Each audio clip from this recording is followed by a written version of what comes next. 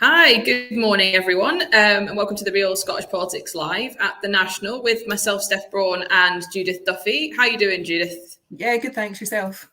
Not too bad, not too bad. It's a hot one today, isn't it? Yeah, absolutely. And another busy one as well.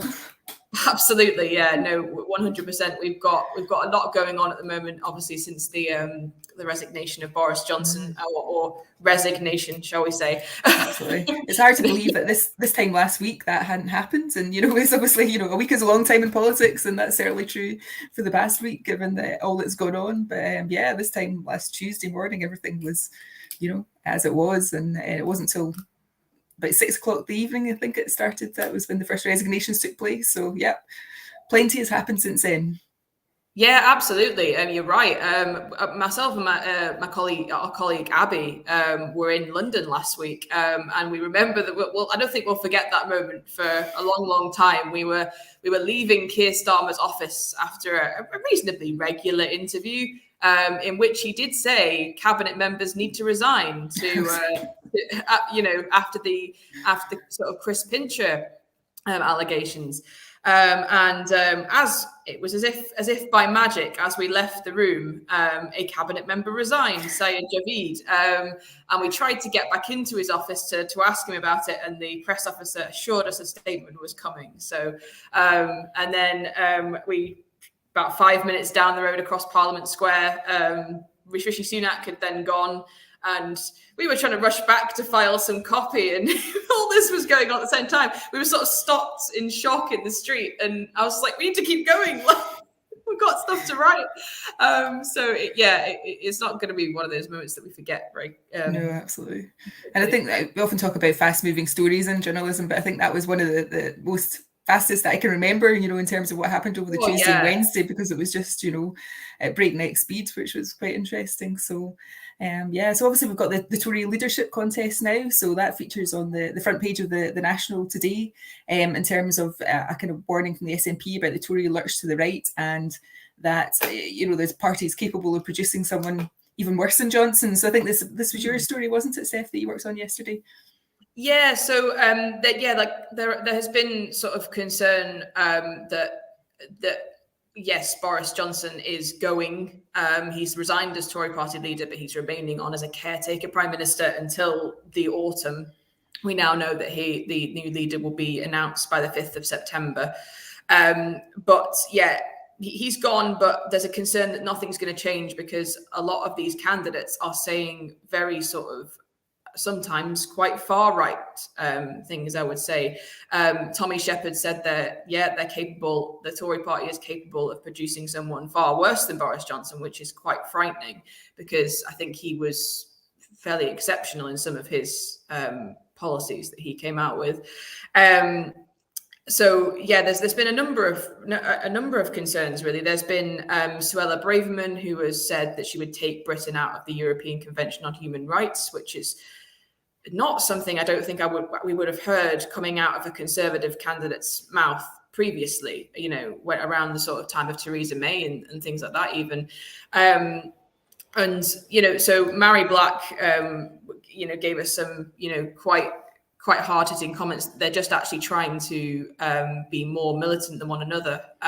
Even candidates that are regarded as moderates, such as Jeremy Hunt, he has said that his deputy would be Esther McVeigh, who we all know is quite a passionate Brexiteer, and one of the more leaning right Conservatives. So there's a number of different concerns about the candidates and some of the things that they're coming out with. They're all committed to the Rwanda policy. I don't think any of them have said that they would go back on that. And I don't think anybody's come forward and said that they would, put the Northern Ireland Protocol bill on ice either. So,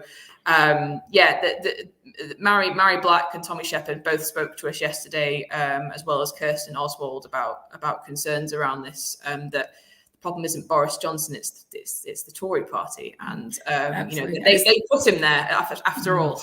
Yeah, absolutely. And it's interesting because in this contest, obviously, it's not members of the public that are going to vote; it's members of the Tory party once a candidate's been selected by MPs. So it's almost like they're showing their true colours, and you know, and what policies they want to appeal to Tory party members as opposed to the wider general public who would, you know, obviously they might present more moderate policies in at times of elections and stuff like that. So yeah, it's interesting to see that this all happening.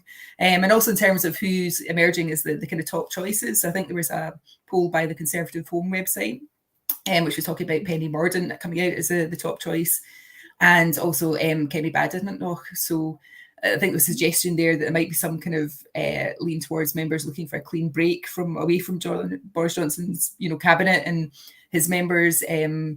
But whether that happens, you know, obviously the MPs will be selecting the two final candidates that will go forward for the vote. So it'll be interesting to see who goes forward and who the members vote for. And as part of that, there's going to be TV debates, isn't there? I think, which is going to be an interesting watch or not.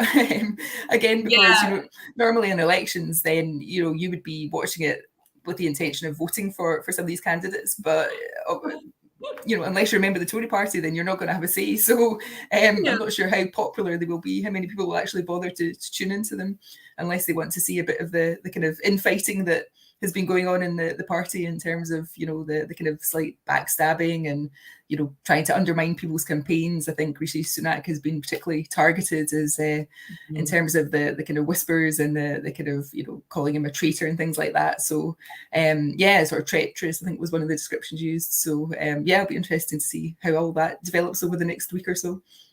Yeah, I think that you're right about the debates, that you would normally be voting for someone, but unless you're a member of the Tory party, you're not going to have a say at all. So, and you know, this is the sort of broken Westminster system that you know, is referred to a lot by opposition.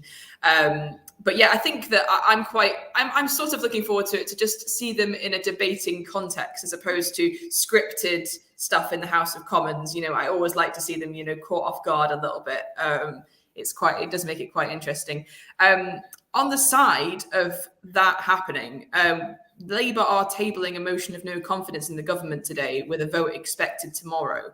I'm not really sure how this is going to go, because it's an odd time to do it, because now that Boris Johnson is on his way out, I'm not sure that any Tory MPs are going to vote against the government. What are your thoughts on this? Is there any chance of this? Because it only needs a simple majority to pass. But is there any real chance of it going through? Well, I would say probably not, both in terms of the fact that Tory MPs wouldn't want to risk a general election. I don't think at this point, you know, I mean, they've got a majority, the next leader will come in with a majority. The idea that they'd want to throw that up in the air and see what happens after all the scandals that have beset the Tory party, I really can't see that happening. And also, I think, you know, the no confidence motion at the time when there was speculation over how long Boris Johnson might stay in Downing Street, you know, would it be months down the line? But now there's actually a kind of timetable that's been set out. Then I do think it has taken the wind out of the sails a bit in terms of that. So it's maybe not quite as much momentum as before. So it'll be an interesting one to watch. But as to whether it succeeds, I have my doubts at this stage. So I don't know if you've got any thoughts on that yourself, Steph. Yeah, no, I'm in agreement with you. I think the timing is a little bit odd. I think that I can't really see anybody, you know, wanting to risk a general election at this stage. They have got quite a big majority, and they are, you know, they now have a leadership contest, and I'm sure that a lot of the backbenchers will be hoping that whoever wins that contest will bring about the change that you know, needs to happen in the Tory party. So yeah, I'm pretty much in agreement with you, Judith. Yeah. One thing which I hope as well is that we find out more about the candidates' views on, you know, kind of Scotland and issues related to Scotland. I think we've had a few so far talk about Indie Ref and kind of ruling out, you know, that for, I think it was Sajid Javid and Jeremy Hunt kind of ruling it out for an arbitrary 10 years. You know, it seems to be these random figures that get plucked out of nowhere to decide that, exactly, this will be the time when you can have it. But you know, and then we've got Penny Mordaunt talking a bit today, talking about, you know, she's got what it takes to break what she calls the SNP's yellow wall, and help the Tories take power in Scotland. So it's an interesting pitch. Just a wall, I'd say. It's more like exactly a big brick building or something. Yes.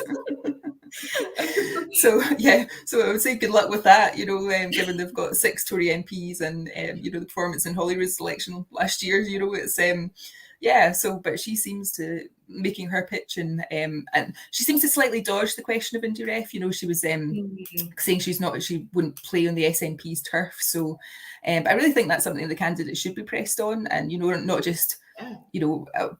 What your views are in the independence referendum, but also explain well why they don't think it's, you know, the case that it should be held. You know, what's their explanation for ignoring the mandate, which was won at last year's election. So yeah, so I think maybe that'll come out in the TV debates possibly, but yeah, it'd be interesting to see what happens in that. It may well do, because the letter that Boris Johnson sent to Nicola Sturgeon to refuse the Section 30, that sort of came out in the middle of all these resignations, when these resignations started, and it's almost as if the issue could have been swept under the carpet. Is probably what they hoped, but you know, they do need to answer questions around this. So because it's not going to go away like they hope it will. So, we're also waiting to hear what Tory MPs in Scotland who they are going to support. So far, Andrew Bowie is saying that he'll support Rishi Sunak, and we've got John Lamont in the Borders saying that he's going to vote for Penny Mordaunt. But we're still to hear from, you know, Douglas Ross, Alistair Jack, you know, and others about who they're going to support. So, but I think today will be very much a flurry of, you know, campaign speeches and, you know, launches and people voicing support. So I think it's going to be an interesting day ahead in terms of the kind of flurry of activity that's going to happen. Yeah, am I right in saying the nominations close later on? Yes, I think it's 6 o'clock tonight, I think, as far as I know. So yeah, so they'll have to, and I think there's some MPs have already pressed the threshold. So they've got to secure 20 nominations today. So we've got Rishi Sunak, Penny Mordaunt, and Tom Tugent have all passed the threshold so far. So, but you know, that's obviously going to expect change by the end of today. So certainly a busy day ahead. Busy day ahead for the Tories in terms of sorting their leadership out, not in terms of running the country, obviously. So yeah, of course. I did hear Zahawi had also, Nadhim Zahawi was fairly confident that he would have enough as well, or his supporters were anyway. So so I think that'll be one that changed throughout the day as well. So yeah, outside of politics, there is an incredible story on our site that sort of emerged last night about Sir Mo Farah. I mean, it's just incredible what he's basically made a documentary, a BBC documentary, in which he's revealed he was brought into the UK illegally under the name of another child. You just have to read this story. It's incredible, isn't it? He's basically been hiding, you know, this from. It sounds like he's been hiding it from his family quite a bit. Actually. Yeah, I think he said that the reason he was speaking about it now was because he wanted his children to know the truth, and incredibly to have lived so long with that secret is just incredible, and also really sad that, you know, he didn't feel able to speak about it before, and also amazing that he's, you know, got to where he has today through such a really horrendous and tough start in life. So it just shows you the potential that everybody has. You know, it's this idea of branding people, you know, that are illegal immigrants is looking on them, down on them, or is you know, it's just horrendous because you know, it's just incredible. Yeah, I mean, he's a guy that's going to be remembered for the rest of time for the medals that he won and the performance that he put in on Super Saturday in 2012, and he's gone down in British history basically. And you know, he's now revealed that he came here under the name of another child. That Mo Farah is not his real name. It's just wow. yeah, absolutely. And also it was only thanks to the intervention of a teacher, I think, that he got out of the situation he was in, because he was, you know, obviously trafficked and he was forced to work as a domestic servant, and and it was only thanks to a teacher who kind of picked up and things weren't you know, right at his home, or, you know, not home, but, you know, where he was staying, where he was living, and that a teacher alerted the social services, and from then he was able to go and live with another family, I think. So yeah, just, I mean, just incredible story to read if you haven't already read it. Yeah, absolutely. It just shows that, you know, we should be welcoming these people in, and they've done, and they do an awful lot for the country, and it just goes to show that really, I think it's going to be a really interesting documentary when it comes out. Yeah, absolutely. And I think I read one report where Home Office officials were quick to say that they wouldn't be doing anything about it. So you could just imagine if they did try to question his right to be here, then what an outcry that would cause. So they were quick to say, we'll not do anything about it. So too right.